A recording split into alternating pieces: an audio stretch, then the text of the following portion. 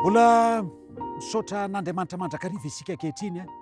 Raha mbola nomeny izao fotoana izao afaka hifampizara ny tenin'Andriamanitra, hifampizara ny sosiny tsara indrindra mba hampahery, hampatanjaka ny finoantsika sy ny fiankinantsika anio Andriamanitra izay vavahantsika eo. Andray tenin'Andriamanitra isika ankehitriny a, melohan'izany indrindra asaiko anao hanondrika alohanao hivavaka isika tompoko. Andriamanitra tomponay eo, voreto izahay ankehitriny ary maniry indrindra handray fampaherezana amin'ny teninao. Mitenena Jehovah vonona iainao anao izay amin'ny anaran'i Kristy. Amen. Raha malala isany iriko indrindra ny zara teny fampaherezana avy amin'ny tenin'Andriamanitra mba ahatonga antsika hanana faharetana, fahatokiana an'io Andriamanitra hivavahana io. Ao amin'ny Jaona 4:17 ny tenin'Andriamanitra dia miteny hoe indro ho avy ny andro. Eny, io andro izay avy io dia ankehitriny no ilazany azy. Raha ny tena mpivavaka hozy izy ho avy hivavaka amin'ray amin'ny fanahy sy ny fahamarinana.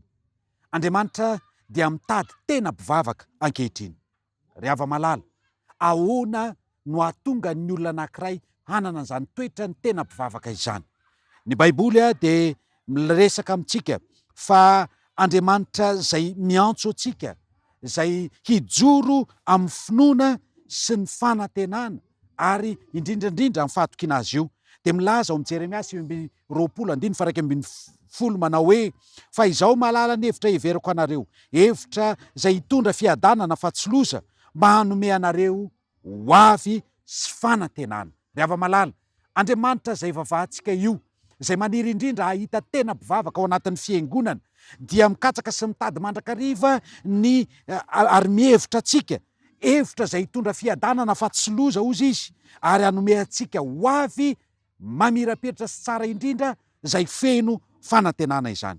Ry hava-malala, eo an-tanan'Andriamanitra no avy, azo antoka ny diany izay rehetra miaraka aminy, ary io dia ho an'ny olona izay tena mpivavaka no ambaran'Andriamanitra ho amin'izany. Azo antoka ny dian'ny olona anankiray izay tena mpivavaka ho aminy, ary raha andiany zany taona vaovao zany isika, dia ny tompo no milaza mazava tsara fa ao amin'ny Isaia 40:1-3 manao hoe fa izay miandry an' Jehova dia havaozina ny hery.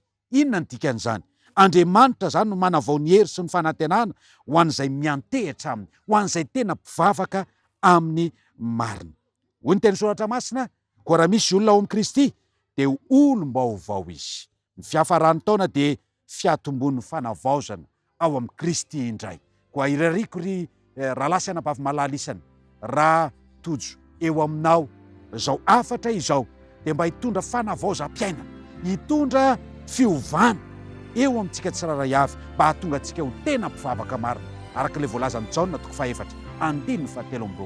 Ny tompo ahitantsika tsiraray avy ary hahatonga anao izay manaraka izao fandaharana izao ho tena mpivavaka marina, ho feno ny fitahian'Andriamanitra. Hitanao anie ny tompo raha soary maherezana.